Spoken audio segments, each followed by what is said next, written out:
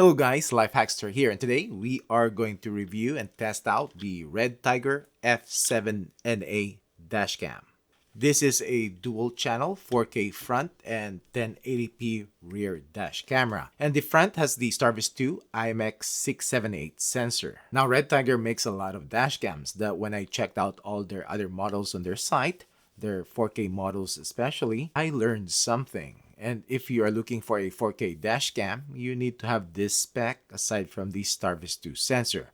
And I'll tell you more about it later in the video. This F7NA dashcam was sent to me by RedTiger to be checked and tested out, so thank you. But they don't have any input or have previewed this video. So this F7NA is a dual channel dashcam with a front-facing camera recording in 4K quality, 3840 by 2160 pixel resolution at 30 frames per second. It has a 160-degree wide diagonal field of view, while the rear-facing camera only records in 1080p at 25 fps and has a 140-degree diagonal field of view. The front has the Sony Starvis 2 IMX678 sensor, which has less glare at night. It has all the other features of other dashcams like voice control, G-sensor lock recording, and your phone can connect to it using Wi-Fi 6 5.8 GHz, and has parking mode when hardwired, which you will need a hardwire kit. Plus, it has ADAS or Advanced Driver Assistance System, which is on by default on this dashcam. While it does work good, it is pretty annoying.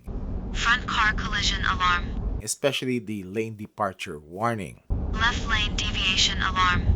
This uses a super capacitor and records to a microSD card up to a 512GB card. Inside the box, we will get this diagram of parts and functions. We have paperwork, we have the transparent films, and the user manual. And we have the dashcam itself.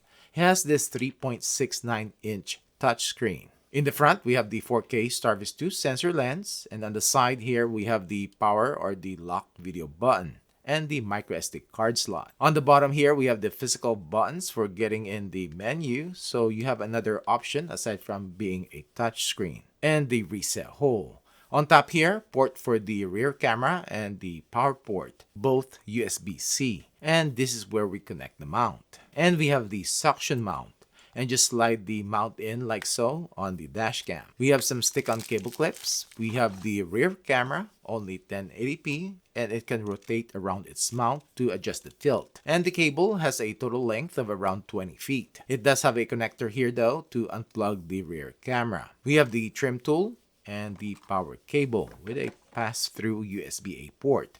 And this is USB-C, and a total length of around 11.5 feet. And that's it.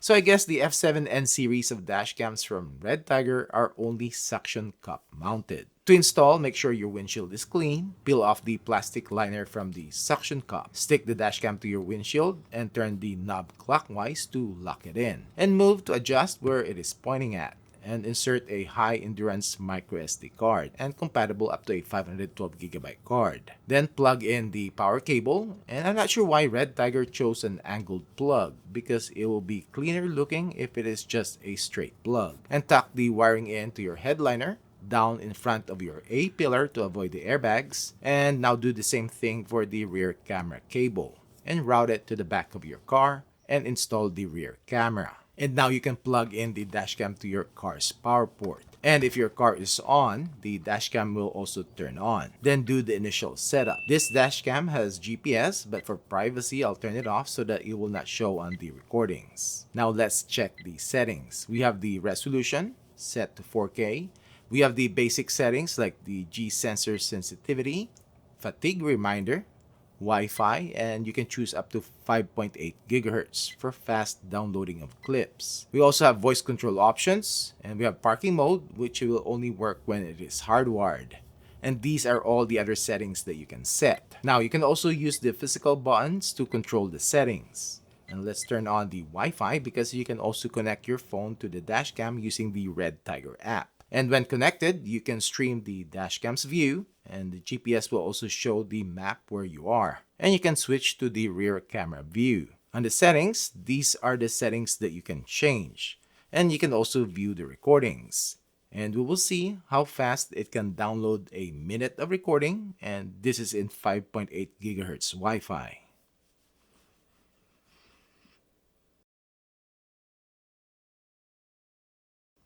pretty quick. Now let's check the video quality. So this is the video and audio quality of the RedTiger F7NA. Left lane deviation alarm. And the front-facing camera is recording in 4K 3840 by 2160. And the rear-facing camera is recording in 1080p. And this is what the video quality looks like.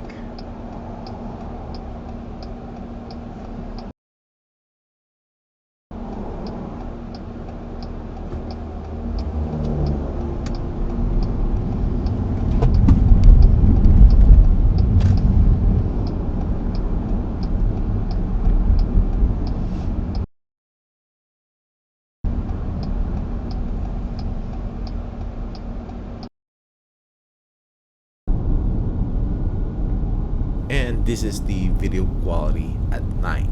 This F7NA has the Starvis 2 sensor.